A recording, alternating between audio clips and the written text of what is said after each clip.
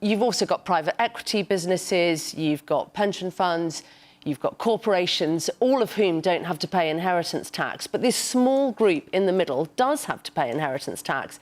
Now, you could easily condition this, that if, you know, the father, the grandfather died and you were going to sell the farm within a year or within 2 years, you could say, well, those have to pay inheritance tax. But these businesses are getting handed down, so they are very cash poor and, yes, asset rich, but they're only asset rich if they sell. So what they're making, I mean, DEFRA's own figures show that 50% of farm businesses either made no profit or made a profit of less than 23,000.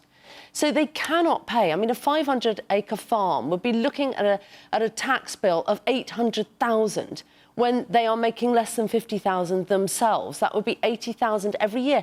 So depending on what you're trying to achieve, you would have to sell land, and we would break up these businesses.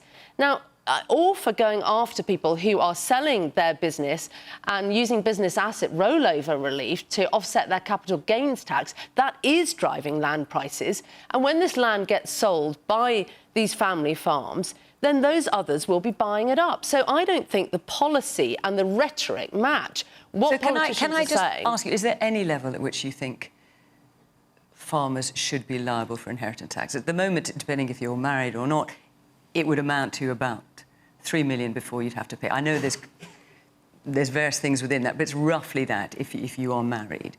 Is there a level at which you think inheritance tax should be paid by farmers, or do you think it should be paid by no farmers?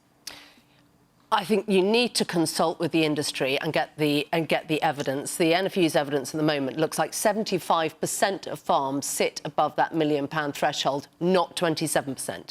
So if 75% of farms do sit above that threshold, that's got to be looked at. But just on the principle, because until the government changed the rules, no farms had to pay inheritance tax. Do you think there is a level at which farms should pay? You obviously think it's too low now.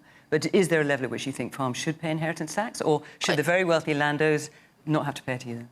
They're not very wealthy. That's the whole point. I'm just saying, but as a principle, I would say, tax them on what they're making by all means. Yes, if they are making substantive profits, tax them on that. But this breaking up of these small businesses, that's the tragedy, and that's what's got to be avoided. So consultation